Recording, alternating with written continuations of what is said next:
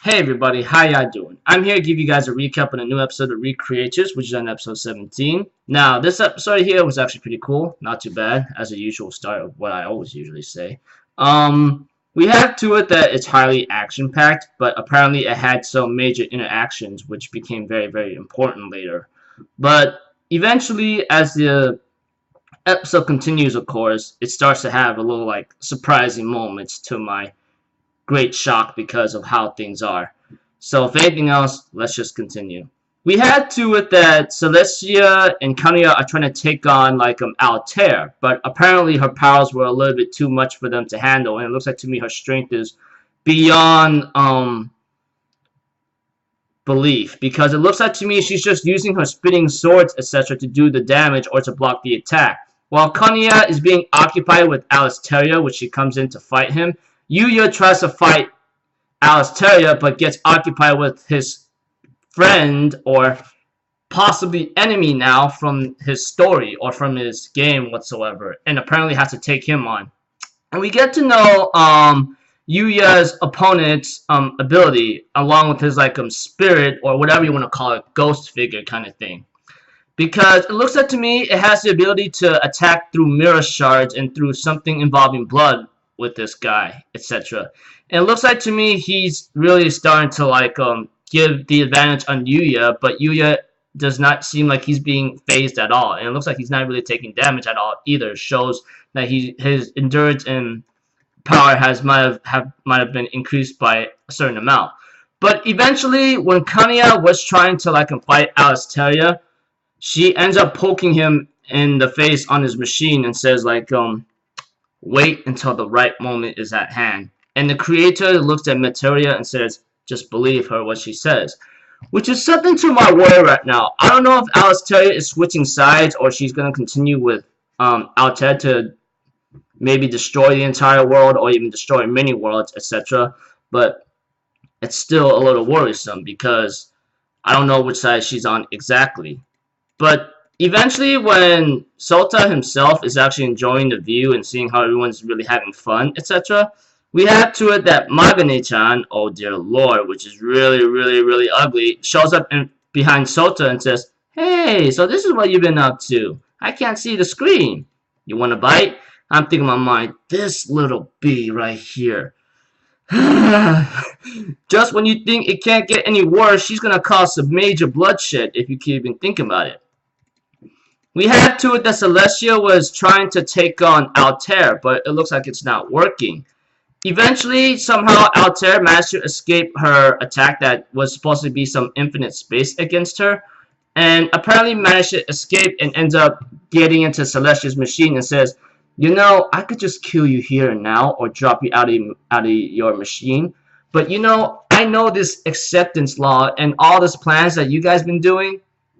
I already know about it. You think I'd be underestimating on you folk just because you've been planning something and I've not been watching? I'm thinking in my mind, oh man, she is really starting to get the idea of what they were planning the entire time. And I think she did the entire time to know what they were planning, because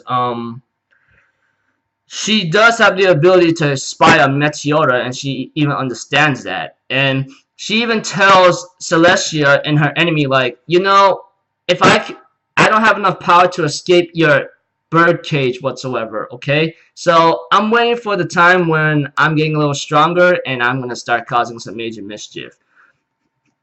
And there was in an Blitz and her and his creator, which is pretty much obvious, Suruga Shunma. He ends up having a little small talk with her, etc., about a couple things here and there, and that he's going to kill her.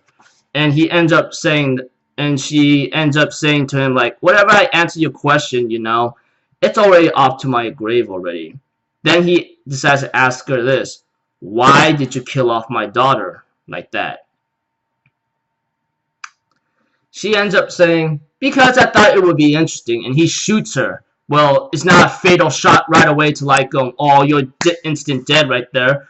And he really gets angry about this. She goes what? You think I'm supposed to give you some peace? You think I created a story to give you peace and enjoyment and happiness? No, that's not how it's gonna work. you see here, I create many unhappy stories, alright? And there are times that you don't even understand how things are. And Tokar Blitz says the same thing in a certain way. Like, you know, ideals and beliefs in writing stories is different from what you've been doing, okay?